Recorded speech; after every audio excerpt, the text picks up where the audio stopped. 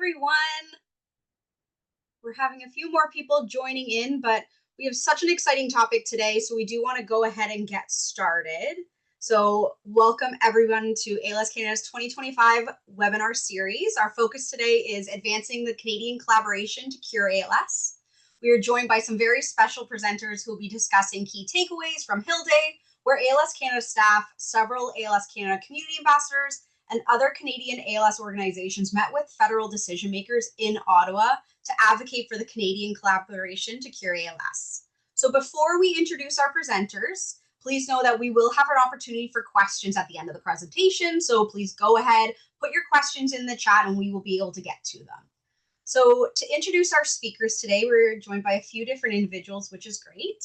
So first, I want to introduce Elida Ugnal, who is the Senior Manager of Advocacy and Stakeholder Relations at ALS Canada. She works together with the ALS community to advocate for policy changes that will have a meaningful impact on people living with ALS today and in the future.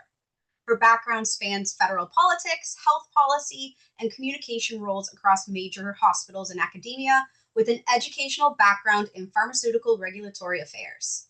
Having lost a loved one to ALS in 2022, Elida brings both personal connection and professional insights to her work, driven by a deep commitment to create lasting change for people affected by ALS. We are also joined by Steffi Berge, who is the Coordinator of Advocacy and Stakeholder Relations at ALS Canada, where she aims to drive meaningful change through strategic advocacy efforts with and for the ALS community.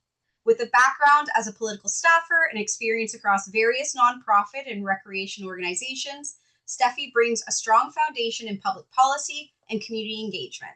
Steffi's goal is to help drive real and lasting change together with the ALS community. And finally, we have Trey Archibald. Trey was diagnosed with ALS at the age of 23 and has been living with this disease for 6 years. Shortly after being diagnosed, he started the Valor trial for tofersen and has been on the drug ever since. Prior to being diagnosed, he was an Army reservist in Moose Jaw, Saskatchewan. Currently, he farms and is part of his local volunteer fire department. He completed the Canadian ALS Learning Institute in 2022 and is an ALS Canada Community Ambassador. Thanks to the training he received as an ambassador, he has been able to attend the 2023 ALS Research Forum, 35th International Symposium on ALS and MND, and the 2025 Hill Day. He has also participated in a patient advisory board for a drug that is currently in clinical trials. In his free time, he is at the lake in the summers and the curling rink in the winters. He lives independently with his 2 miniature dachshunds, Milo and Wilbur, and is continuing to work full time. So to kick off the presentation, I will hand it over to Elida, Steffi, and Trey. Thank you, Emily. Hello, everyone. Thanks for being here today. Like Emily said, my name is Elida Ilgenaup, and it's really my privilege to be sharing with you more about the Canadian collaboration to cure ALS, which is the Canadian ALS community's renewed federal advocacy focus. You'll hear from my colleague Steffi Berge later on in the presentation, as well as our ALS Canada Community Ambassador, Trey Archibald.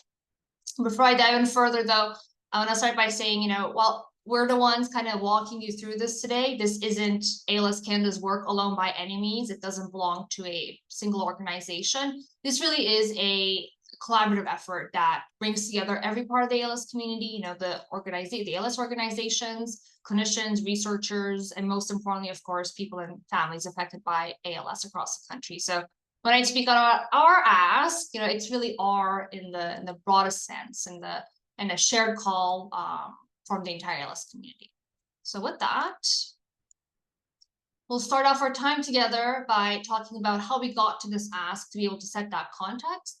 Then we're going to dive a bit further into the Canadian collaboration to cure ALS, which is our renewed federal ask. And then we're going to give you a bit of an update of our advocacy in Ottawa last week. So this is all very fresh. You're getting the first scoop. I know a lot of you have been very interested in and engaged in this, so we wanted to be bringing you this information as soon as possible.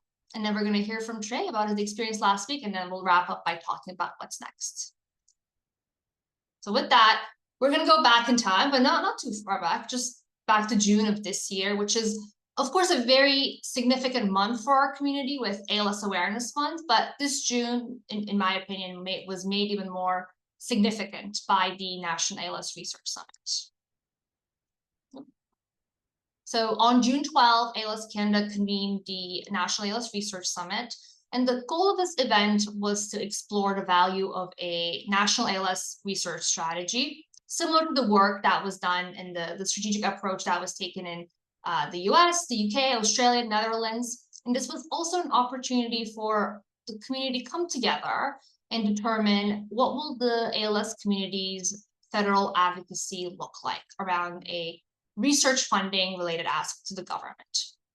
The summit brought together researchers, clinicians, people living with ALS, caregivers, and ALS organizations across Canada to be able to answer some of those questions.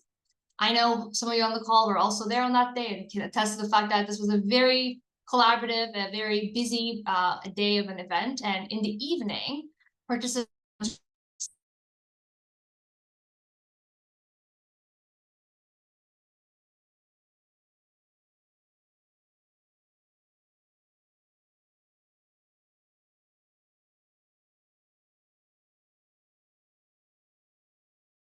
they delivered this in a dragon style kind of pitch competition about their proposals.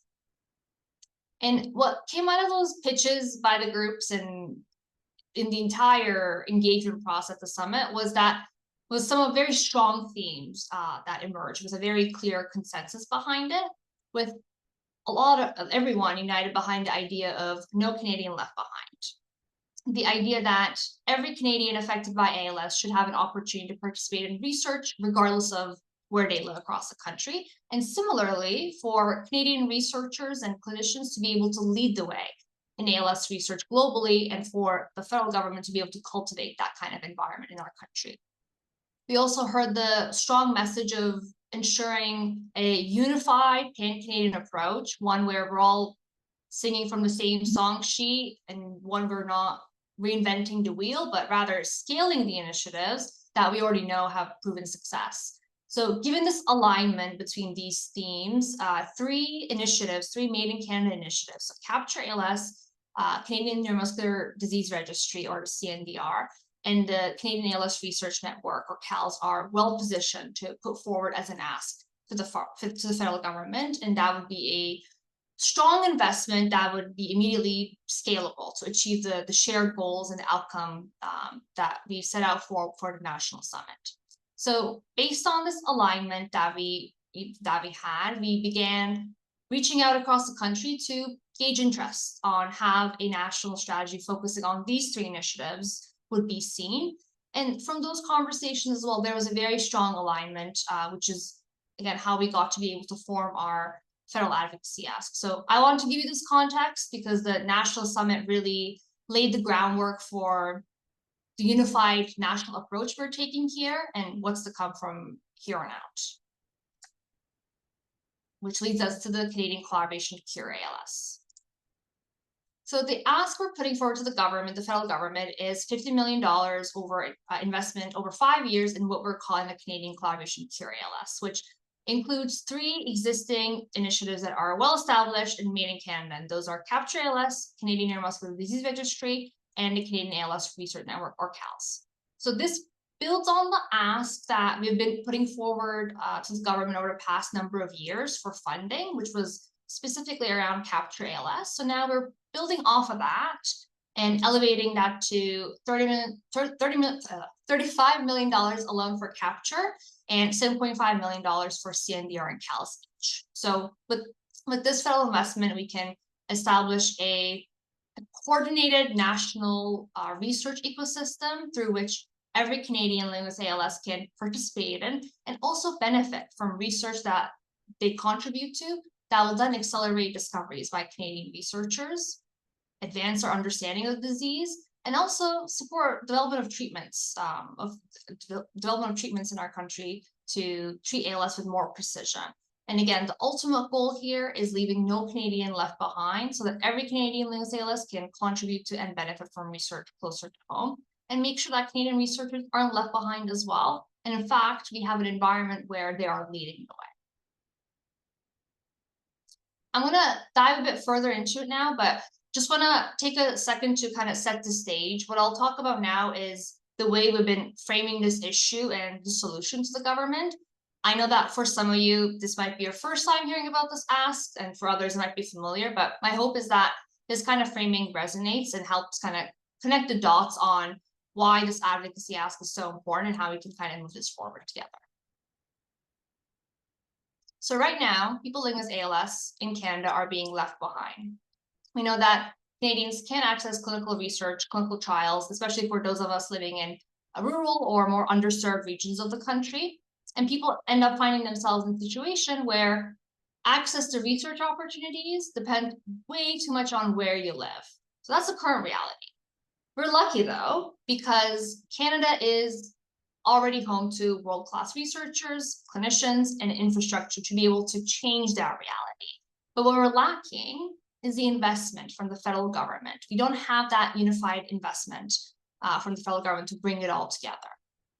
Other countries have already made these kind of coordinated investments, like I referred to before, the US, the UK, Australia, for example. But despite having all the different pieces, having what it takes to be able to deliver on that same level of impact, Canada just hasn't done the same yet. And that's where the Canadian collaboration to Cure ALS comes in. This ask brings together, again, 3 initiatives that already exist and turn them into a system that will make sure that no Canadian is left behind. So I'm going to dive further into these 3 initiatives, but I know for many of you, you guys are already familiar with this. Let's start with Capture ALS. Capture ALS is essentially a national biobank and a data platform that collects biological samples to help answer one of the biggest, most prominent questions in ALS. Why does this disease look so different in everyone? So it's about building the biological story of ALS, understanding how and why it progresses differently on person to person to help us unlock the biology of ALS so that the treatments that are developed can be targeted and effective. And an investment like this through this ask would make Canada really the top destination globally for biomarkers for industry to utilize, again, especially at a time where the funding landscape is getting more complex in the US. The Canadian Neuromuscular Disease Registry, or CNDR, provides real-world data to measure health outcomes, to help us understand things like, what does care look like across provinces, for example? How long does it take to get diagnosed with ALS one province versus another? Do certain regions have a higher concentration of ALS? So it collects that population level data, the national data, that helps us improve our understanding of the disease and ultimately improve care and access to clinical trials. So with this investment, CNDR will be able to reach every Canadian living with ALS, which would seem very attractive to industry, particularly in connection with CALS and their ability for fast recruitment capacity in this country. And speaking of which, CALS brings together clinicians across Canada who are already providing care to people living with ALS and who have the experience and the willingness to be able to run clinical trials.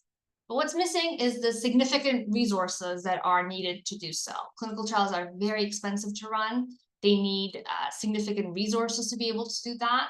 And this investment can help change that and give CALS network, the clinicians, the capacity and the resource needed to increase clinical trial availability in Canada, and make sure that Canadians can access new treatments as they emerge, and make sure that people can participate researching closer to home. So someone living in Moose Jaw, for example, like Trey, doesn't have to travel to Montreal for clinical trials. And this really is a critical time in our current ecosystem and our landscape where we could set Canada up for sustainable success. And we can really accomplish that through the Canadian collaboration Cure ALS. It's that unified and pan-Canadian approach that will be able to position Canada as a leader in ALS research and innovation.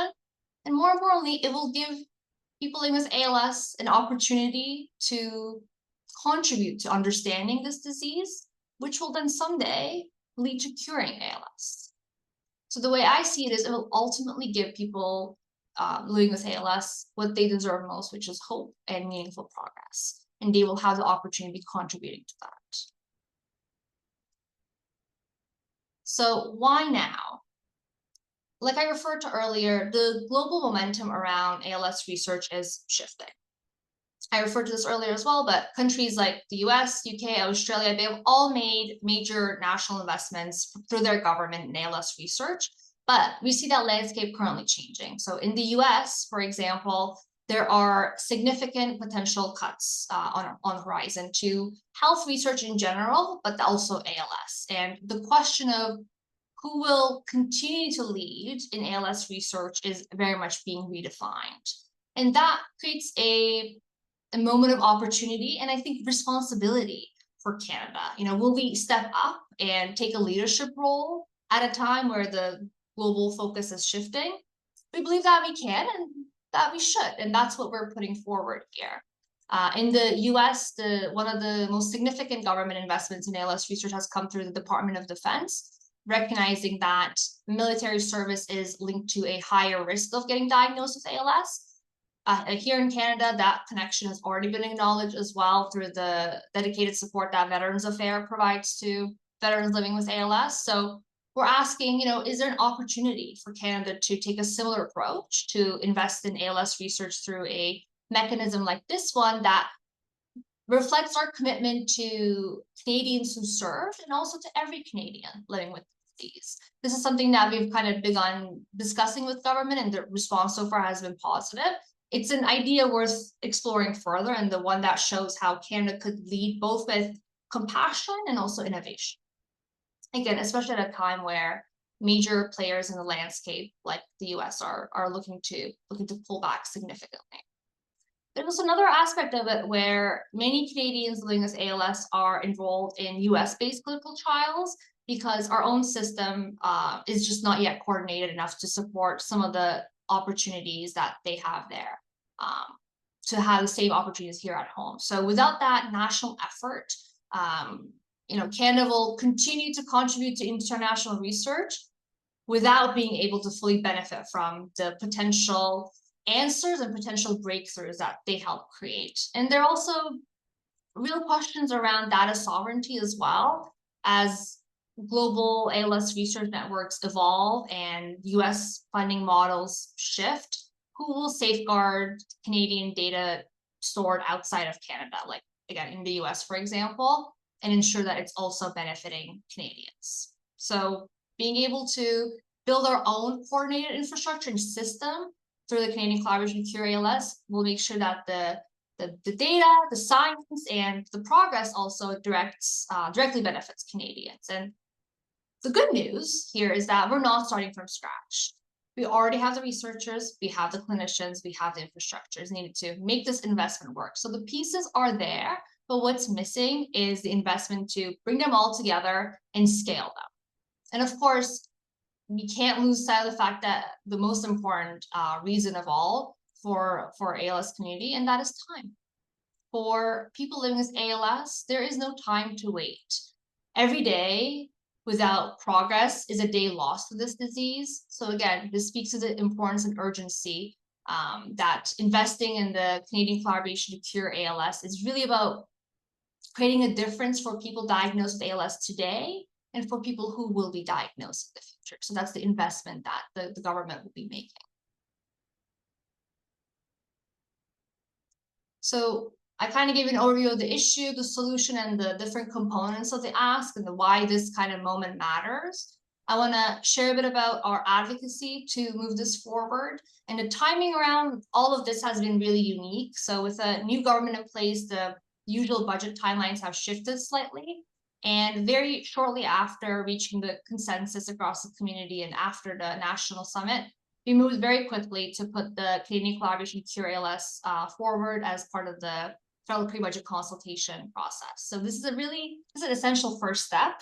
This is how any initiative essentially can be considered for funding, whether that's in this year's process or budget rather, or in future cycles. So that submission was our first milestone, and we've been essentially building on it ever since. And since early July, we've been having ongoing conversations with government, with officials, advisors, MPs, and so on, to be able to socialize this ask and strengthen the understanding and build that awareness and build the relationships that we need to take it to that next stage. But as you all know here, advocacy at that level to take it to that next step takes that collective voice. So to be able to really move this forward, we needed the entire ALS community, people living with ALS, caregivers, clinicians, researchers, ALS organizations across Canada, to come together in a coordinated way in Ottawa. So that's why just last week, ALS community had our first federal advocacy day on Parliament Hill, also known as Hill Day, to bring the community's voices directly to federal decision makers. So I'm going to pass over to Steffi now, who will walk you through what a Hill Day is, how we structured it, what the experience looked on the ground. So over to you, Steffi. Hi, everyone. I'm Steffi. And yeah, let's jump right in. So what is a Hill Day? So like Elida just mentioned, a Hill Day is when a group of people come to Ottawa and they really have a shared cause. And they have a concentrated day of meetings about their policy priority. And what they really hope to do is raise awareness about that particular issue, build relationships, and really build momentum on their policy priority. And of course, as Elida mentioned, what was so special about this particular Hill Day is that we had representation from ALS organizations and from provinces across the country. And this was actually the first time that this particular group of organizations and delegates has come together, united in advocacy at the federal parliament. And here are just a couple pictures. So as you can see, it was a really large group. It was 47 delegates. And on the left, that is from the hands-on training session. And on the right, that is a picture from our reception. And so I'm just going to get a little bit into the reasons for hosting a Hill Day and why that's such an important piece of advocacy. This is really a cornerstone of government relations, is hosting such a Hill Day.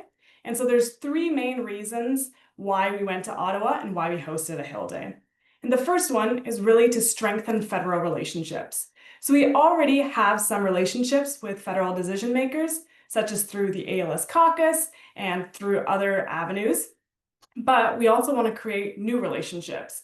So as you all know, there was a federal election back in April, and almost 50% of MPs were newly elected for the first time in 2025. And what this means for us is there are lots of opportunities to create new champions who can really help us push forward and advocate for the Canadian collaboration to cure ALS from within government. Because of course, us external as the ALS community, we can push for the ask, but it's also really important to have people from within government pushing for the same advocacy ask as well.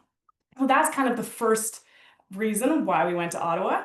The second reason, of course, is to build support for the Canadian collaboration to cure ALS and that $50 million investment. As Elida mentioned, this is a renewed funding ask, and if people don't know about the ask and they don't know what it entails, they really can't support it. And so it's really about raising awareness of what this entails and why this moment is so critical for investment in the Canadian collaboration to cure ALS. And then the third reason, of course, is to elevate the voices of people impacted by ALS. An advocacy day really gives the opportunity for people to share their stories and their experiences and why this ask is so important to them and how it'll create meaningful change. So those are the three main reasons why we went to Ottawa. Next slide, please. Amazing. So as I mentioned, we had 47 delegates from across the province, and we had 8 ALS organizations represented from across the country. So we had people living with ALS, caregivers, researchers, clinicians, and of course, ALS organizations. So a little bit of a map in terms of the breakdown where people were coming from. We had 7 people coming out from BC, 7 from Alberta, 4 from Saskatchewan, 1 from Manitoba, 18 from Ontario, and 10 from Quebec. So it really spans across the province, across the country. And as Elida mentioned, this is really a collaboration of organizations coming together for the first time, united in advocacy. And now I'm going to get a little bit into the overview and what we did on the Hill Days we were in Ottawa for. And so it all started with some training. And so this is where the delegates got to know each other. A lot of these people were meeting each other for the first time, or maybe they had attended webinars like this one together, but a lot of people hadn't met in person yet. And this is where the delegates got to know as well the delegate groups. So each delegate was placed in a group of about 4 to 5 people who then would attend the meetings together the next day. So they got to know each other. They got to run through some practice scenarios and practice what a meeting with an MP would look like, as well as listening to a presentation on the legislative environment and a presentation on the ask, really to make sure that everybody was unified in what they were saying and could relate their experiences to the Canadian collaboration to cure ALS to the ask. And that was the training, and that was immediately followed by the reception. It was a very busy, jam-packed 2 days. The reception was hosted by the Speaker of the House, and this is really an opportunity for community to meet with parliamentarians in a more informal setting than the meetings. And so there were quite a few speeches at the reception. And so since the speaker hosted it, he welcomed the ALS community to Parliament. And then there were 3 speeches from members of the ALS caucus. And so that included MP Peter Fregus-Gados, MP Todd Doherty, and MP Marine-Helen Gaudreau. And then there were also speeches by attendees as well. So that included Ben Webb, Dr. Gord Jewett, and Dr. Angela Genge. And this was really a fantastic opportunity for parliamentarians to hear why this ask matters and how it can really have a lasting impact on the ALS community. So that was a really meaningful moment for those attendees to share with a large crowd of people why this is so important. The reception was very well attended, and we even had the Minister of Health stop by for a while. And so multiple community members had the opportunity to meet with her and share their experiences and perspectives, which is obviously a very meaningful moment for those community members. And one more aspect of the reception that I want to highlight was the video booth. And so that's where MPs and also community members were able to make a little video in terms of why this ask is important to them and show their support for the Canadian collaboration to Cure ALS. And so we're currently collecting those videos now, but those will be great to use for future content for social media to really remind MPs that this is something they want to support and that this is a way they can support their constituents impacted by ALS directly. And then, of course, the main highlight was the meetings with parliamentarians. And so we had 23 meetings with parliamentarians across the delegate groups. And this is, again, really to introduce the ask, the Canadian collaboration to Cure ALS, to highlight why it's important and why it'll make an impact for the ALS community and for ALS research across the country. Alrighty, I'm going to hand it back to Elida to get into a little bit more specifics on those meetings. Thanks, Steffi. Just want to make a quick note. The fact that the reception was held at the speaker's suite was especially important because in order to be able to book that spot, you need an agreement from all the major parties, basically. So for them to come to alignment and be able to put forward, essentially give that approval to the speaker's office is really significant because it speaks to the cross-party alignment support behind the ALS community. So just wanted to make a note of that as well. So looking at the numbers, the reach was truly national. We had 41 federal ridings represented by delegates across Canada, which is, again, very significant because that means that all different corners of the country were represented and came together to bring the ALS community's voice direct to Parliament Hill. As Steffi said, over the course of the day, we engaged 23 members of Parliament, senators, government officials through meetings. And these are not counting unofficial meetings that we had as well. On their way to meetings, for example, groups ran into some MPs, some ministers, even I'll let Trey tell the story, but even at the airport, there were some run-ins. And actually, the Premier of Nova Scotia also happened to be in Ottawa. And the delegates took that opportunity, the impromptu opportunity to be able to talk about the ask. So that way, we've given them baseline information, and then we can follow up to give them help them gain an even better understanding for the next time they talk. And notably, 9 of the MPs were meeting with the ALS community for the first time. And that's a big step in being able to build new champions, the people who can now carry the message forward inside the government and help open more doors in the coming months. But again, what will be key here is to be able to cultivate that relationship so they can really feel that they're in a position where it can champion the ALS community's voice in government. And to me, when I look at these numbers, they really tell a story of reach and momentum and also growing influence. But most importantly, we can see these numbers coming together because of a community that is united and showing up together.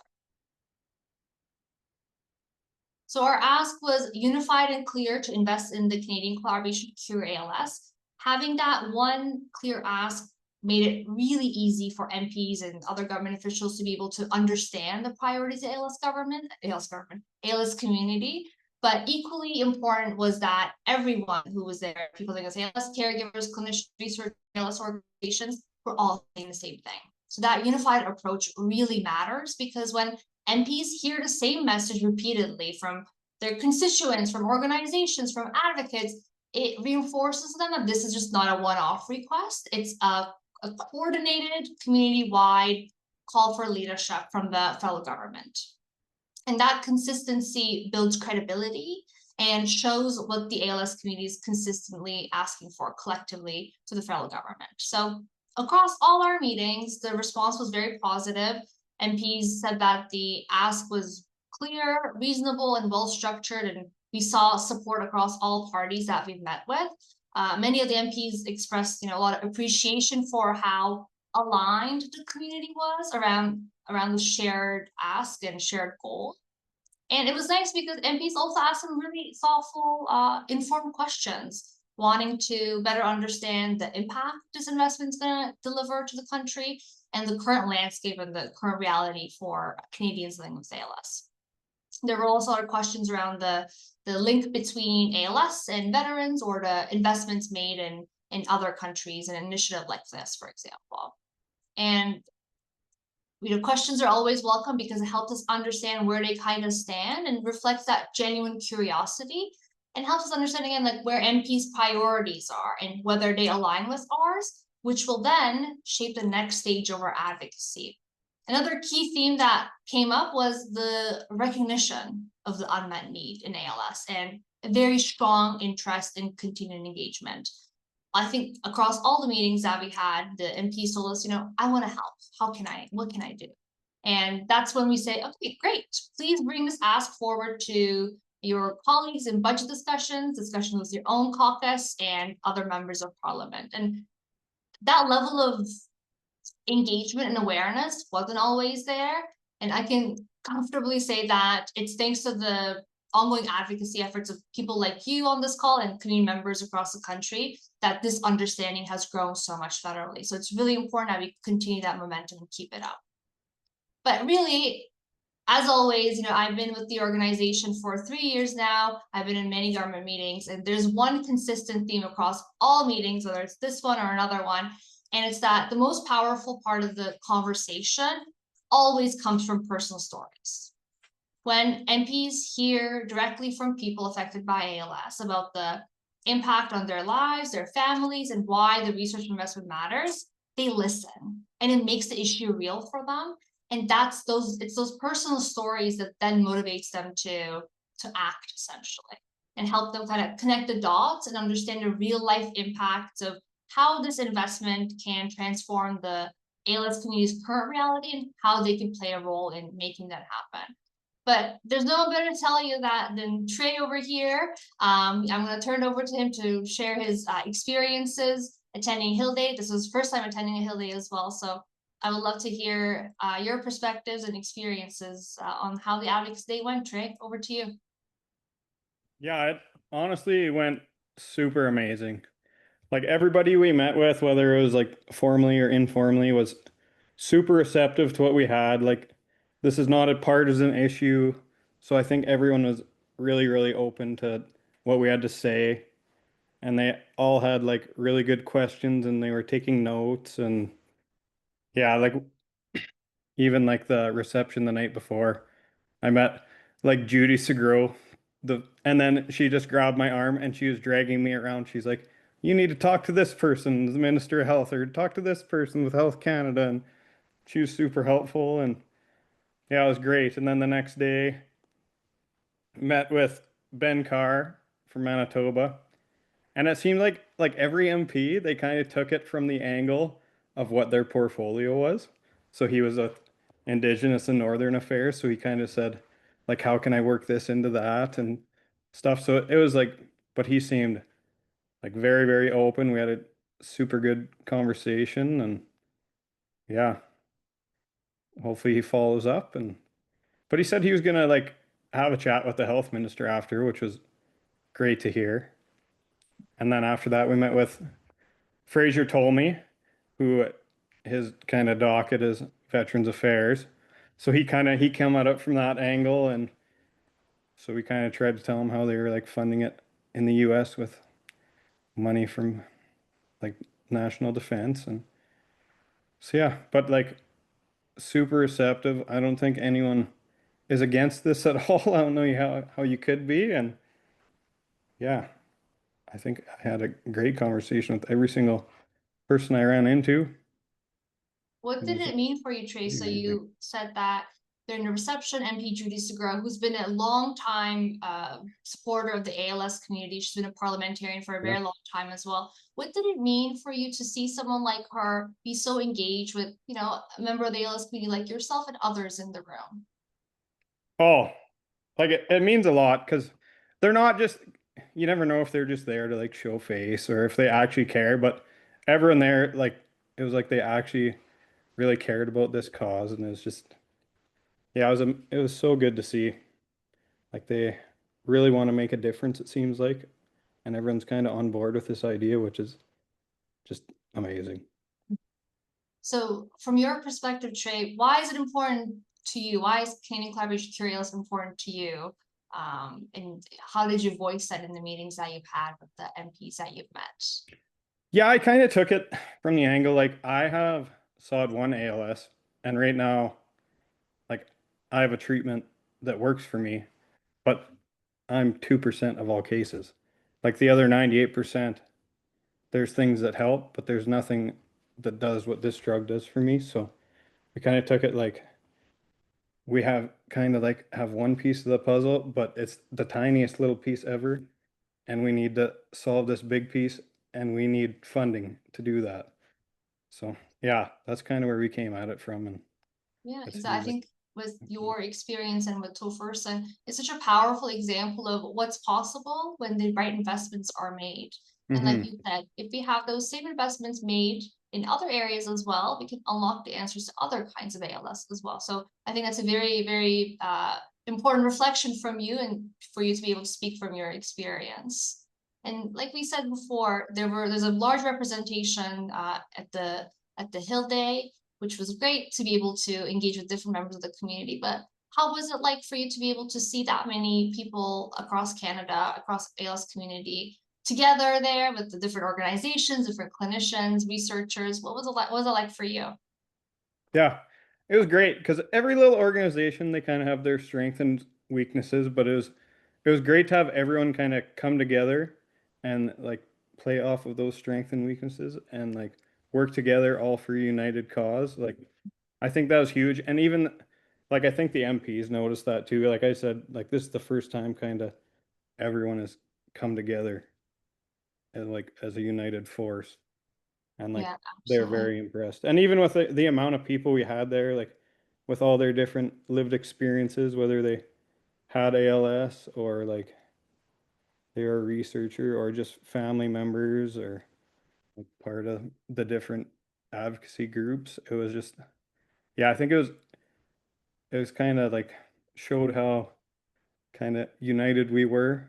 And it really impressed the MPs because they were like asking like, oh, like, do you have any other meetings? And we're like, yeah, we have like 44 people here in meetings all day. And they're like, oh, so yeah, I think it kind of, yeah, impressed them too. So, but that was really Yeah, good. I think you make a great point. Being able to go to the government all saying the same thing kind of Hmm. doesn't give them room to, you know, for lack of a better term, go any other way. Because Yeah, if one person's saying one thing, another person's saying another thing, it's a very easy out to give them saying, well, you know, I don't wanna upset Trey and we have Steffi over here, right? But when exactly. Trey and Steffi are both saying the same thing, then they listen with different ear, right? Saying, okay, this is what the community is asking for. This is not a Hmm. one-off ask. This is what the entire community is doing. And it gives them an opportunity to be able to say, okay, what can I do in my capacity as an elected official representing Canadians to be able to change that reality? So Yeah. hearing stories from people like you, Trey, are so motivating for them. And that's why it's important for us to, you know, have a Hill Day. And that's one opportunity as a, you know, kind of collectively come together. But that's not the only avenue where you're able to share your stories. It's important to then engage with your own elected officials as well, right? Hmm. So I guess Oh, for along sure. those lines, for those of us on the call who may be interested in advocating to their elected official, but maybe need some encouragement, are there any words of wisdom that you want to share with them based on your own experiences? Yeah, like tell your story because it's super important and you never know who you're telling it to. Like maybe they are way bigger fish than you think they are. Yeah. Or they tell someone else what they heard from you and like it just spirals and spirals and spirals. But You just have to keep and like reach out to your official. You may not agree with their politics, but this is not a political thing. Like this doesn't have to be something that's partisan. Yeah, just reach out. They'll be more than receptive, based from my experience, anyways. And we talk to a lot of people from a lot of different parties. So, yeah, just reach out and tell your story because that's the only way we're going to get this done. Thank you, Trey. Yeah, very important that, this is not a partisan issue, like you said. This affects many Canadians across the country. And it's an issue that we're giving them a solution to work with. So we're not just coming there saying, this is a problem, and not giving them the solution. We're introducing the issue and the solution together, which then, again, gives them something to work on together with community members like you. Thank you, Trey, for joining us today and for coming to the Hill Day. Is there anything else that you wanted to share with the group? Oh yeah, I guess in the airport. Then I ran into a Go bunch more ahead. people. Yeah, me and my dad were about to go into a restaurant, and I looked out the corner of my eye. I was like, "Is that Pierre Polio?" So I 100% ambushed him. I'm sure his aide there was a little startled, but it doesn't matter. I gave him like a 30-second elevator pitch as he was about to get onto his plane, but yeah, and I think Jason was on the same flight as him too, so I think he had a little conversation in the aisle. So the bug's there, anyways. And then, yeah, and then as we were getting on our plane, me and like Paula Trefiak were kind of talking about what we were doing in the budget. And then this guy come ahead of us, he started talking to us too, and he's like, "Yeah, I have one of those green chairs." And so it was Burton Bailey, who's an MP from Red Deer, who sits on the health committee. And he's like, "I would have loved to meet with you guys today, but we're in committee meetings all day." So we had a nice little chat with him as we were getting on the plane, and then I gave him one of those little one sheets we had. So he took that, and then he said to reach out to his office. So hopefully he stays in communication, and yeah, all these weird little connections you make where you wouldn't expect them. So That's awesome, Trey. but that's just another example of tell your story, because you never know who's listening. Exactly. And, amazing that you took that opportunity to be able to say, okay, I'm going to walk up to these two MPs and share our ask. And like you said, for the leader of the opposition, Pierre Polyev, he was on a flight with another member of the ALS community. So like you said, they kind of heard it twice. Now they're thinking about it. But again, what's going to be key is to be able to follow up. So thank you so much, Trey, for your advocacy, for being here today, and for sharing your experiences. I really appreciate it. Yeah, thank you guys so much for having me.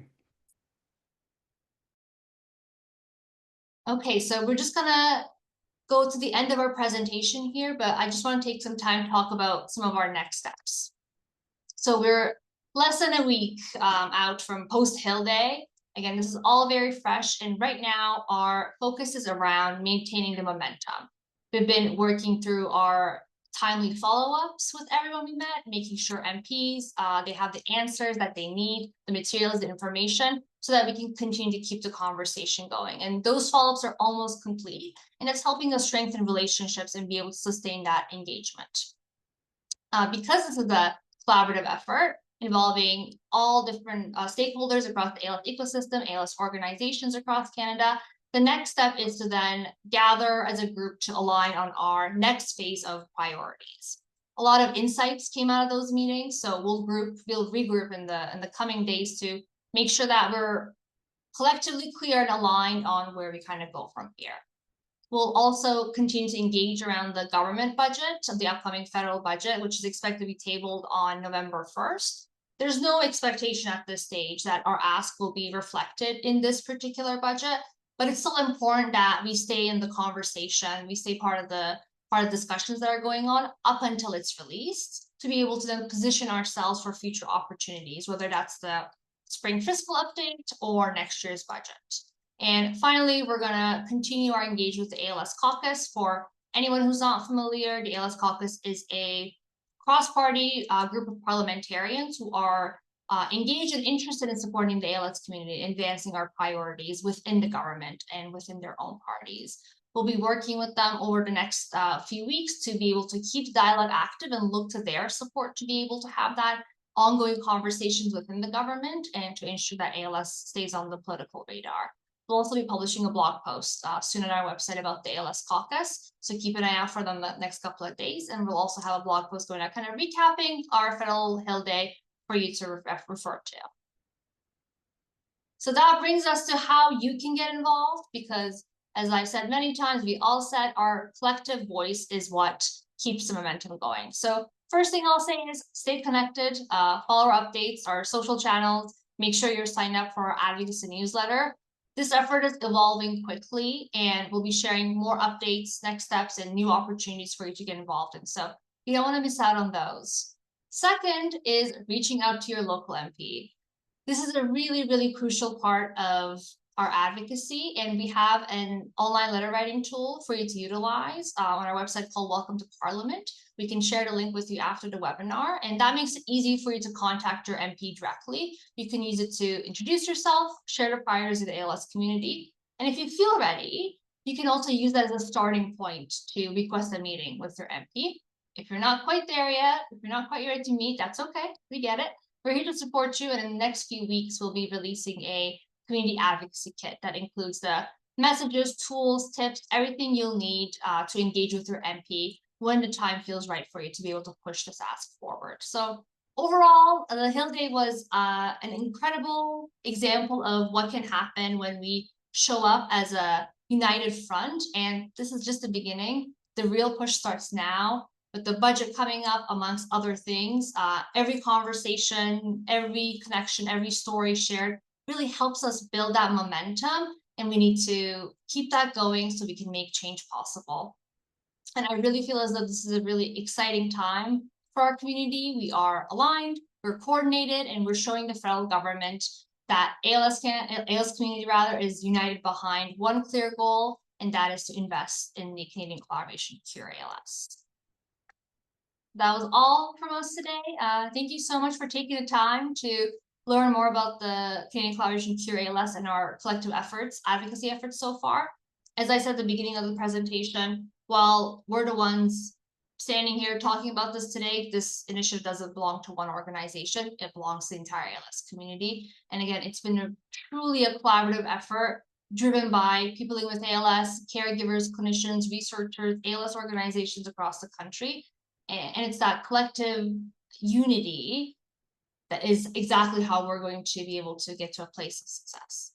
I also want to take a moment to thank all our community members who came together in Ottawa.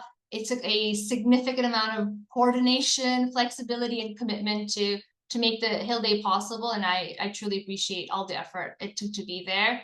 And I'm really proud of what we accomplished, and that we accomplished what we set out to do, which was to build awareness, start meaningful conversations, and generate real excitement about what's possible when we come together as a united community speaking with one clear voice. And I'm also equally excited about what's ahead. So thank you for joining us, and don't hesitate to reach out to myself and Steffi at advocacy@als.ca. So Emily, I'll pass it back over to you. Amazing. Thank you, Elida, Steffi, and Trey, for just really sharing your experiences and sharing what this is. It's such an impactful work, and it really shows of what we're looking to do. And as we continue through, we do have a few questions. And before I get to those questions, there's been amazing comments that have been made, just inspiring, fantastic.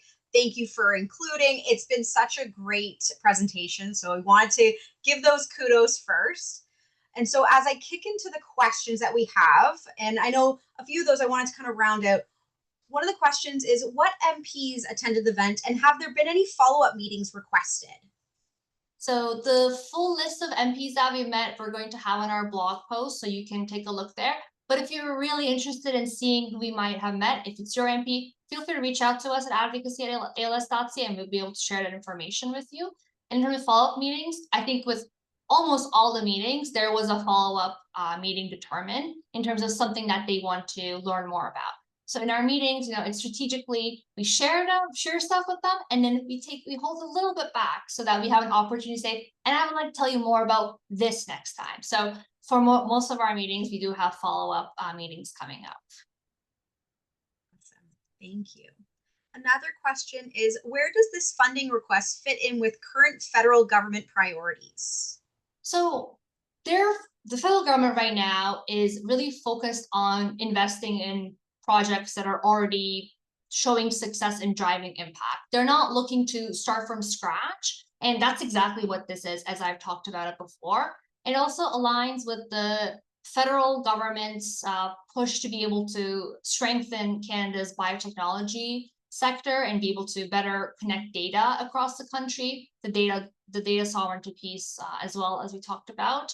And we know that the government is also looking to increase defense spending. And that's where we're also exploring whether there's an avenue to be able to bring it back to the connection to veterans and also speak to the government's desire of increasing defense spending. But again, keep in mind, this is a new government. The priorities are still being defined. And, that's important for us to keep in mind in our conversations that we're having, because each MP has their own unique perspective on where the government is headed in terms of priorities, and we need to be paying a lot of attention to what they're saying to help our guide our next steps. Thank you. What messaging or strategies have been most effective when meeting with federal decision makers?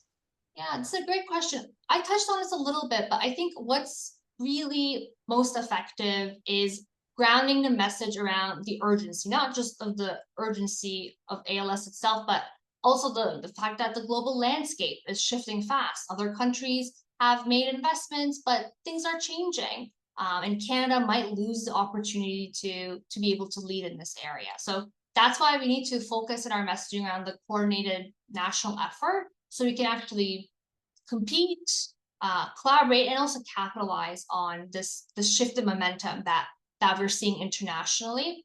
But at the end of the day, really, what connects decision makers to the ask, what connects them back to that motivation for them to be able to act are the personal stories, right? When someone affected by ALS shares why this investment matters to them, why it's important to them, that's what really sticks. So I think there's no message better than your own personal story. Thank you. Another question that came through is, what is the most impactful action we, the public, can take right now to support this initiative? I love this question, and my answer, and some of you on this call who know me will know exactly what I'm going to say, and that is all politics are local. So the most important thing anyone can do right now is reach out to your local MP. Even if it's just a quick note to say, this is who I am, this is my connection to ALS, and this is what the ALS community is asking for. That simple step really matters. The impact that an individual constituent, like all of us in this room, can have on their local elected official truly cannot be understated. And to help support you with that, we'll be able to share more tools and resources to help support that. So stay tuned, but really the most impactful thing you can do is reach out to your own MP who are there to serve you and others in your community. Thank you so much. And I know that there was quite a few questions that came in, and if there's any additional questions as we leave today, please don't hesitate to reach out to advocacy@als.ca, or you can reach out to community services at als.ca, and we can make sure that you're connected with the right individual who can answer your question the best. And so I first want to thank Elida, Steffi, and Trey for sharing your experiences, for joining us today and giving us such impactful information, very informative information, and we can't wait to see what happens next. For everyone that joined our webinar today, thank you so much. This webinar will be posted on our YouTube page, so you can go ahead and share that link with your connections, with your families, with your friends, and be able to watch that back. And again, if there's ever any questions, please don't hesitate to reach out to us at ALS Canada, and we'll be able to make sure you're connected with the right appropriate person. Again, thank you, everyone. Thank you, Elida. Thank you, Steffi. Thank you, Trey. And hope you have a great rest of your day. Thanks, everyone.